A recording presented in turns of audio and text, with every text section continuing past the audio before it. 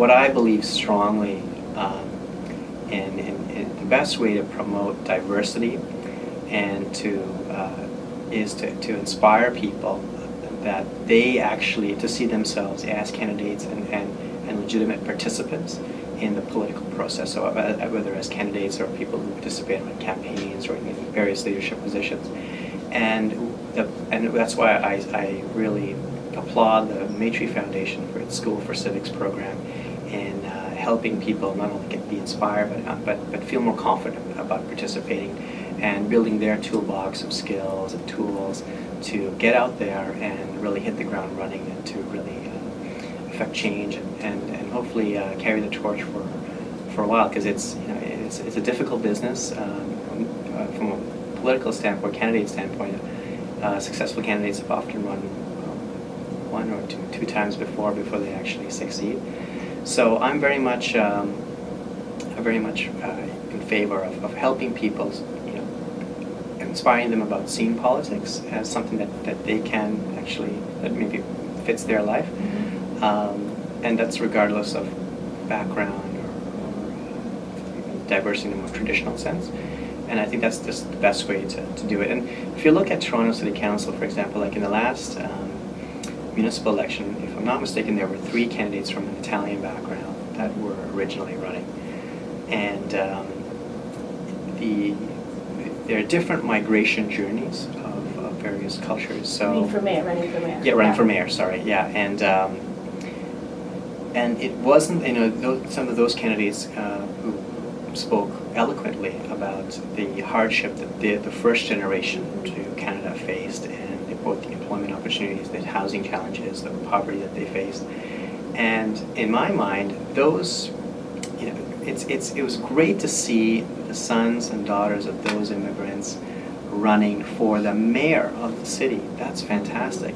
But it took a lot of time to get there. And I look at some other groups, particularly, for example, like the Somali community. Where you have a lot of political experience volunteering on campaigns, yeah? That's right, or the Filipino community, who has a more recent migration journey. It's their sons and daughters and grandchildren that are going to be serious mayoral candidates down the road. In terms of the candidates that I've helped, sometimes, for the most part, they inspire me, right? In some cases, I start off with them knowing that they won't win, and I see a lot of myself in some of them, and it's a learning experience. It's tough to put yourself out there and to sacrifice time from your family. Sometimes, sacrifice money that would otherwise go to your family or yourself in other ways, and to use that, your time and energy and money to stand up for what you think is important.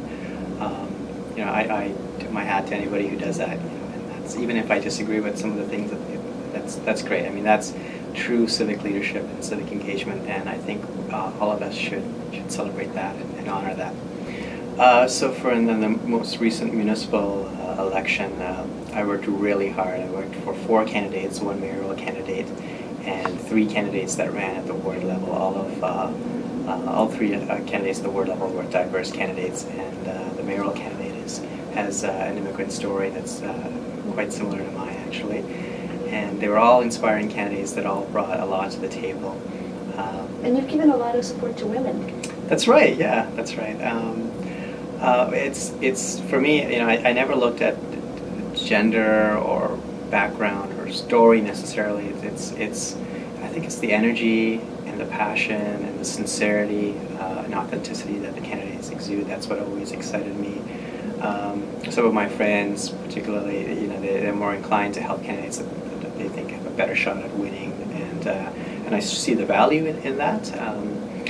I've just never pushed it like that. The fire's never been lit for me that way. So I've always it's always been a candidate. Do they inspire me? And because there are a lot of things that you and I could do on our Saturday afternoons, right? But so it's when that fire's there, it's easy, and it's easy to go out and help them at 5 a.m. putting up signs or canvassing. It's been a diverse, multifaceted learning experience, and the School for Civics program certainly helped, but also just my own decisions and actions and leadership initiatives. So whether it's choosing to cash out my RSPs to run or participate on different campaigns, I've learned by doing.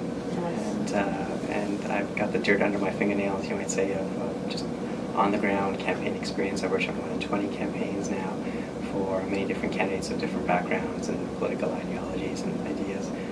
So I'd encourage anybody who's interested in politics is, the best way to learn is just to get out there and do it, right? And I know some people are turned off by joining a political party, but very few people in Canada that participate seriously in campaigns, and less than, and where they are, they're in political parties, right? Less than 3% of the population belongs to a political party.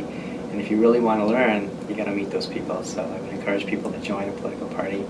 It doesn't have to be forever, and it's not. When you join, you don't have to endorse everything that the party stands for. It's like a family, and so there are different people with different ideas, and by joining, you get to participate in that family and those discussions. So, in many ways, a party member actually has a lot more power than an ordinary voter, because they can help determine who a local candidate is in a provincial, federal campaign. They can help select a leader, and they can help shape party platforms as well.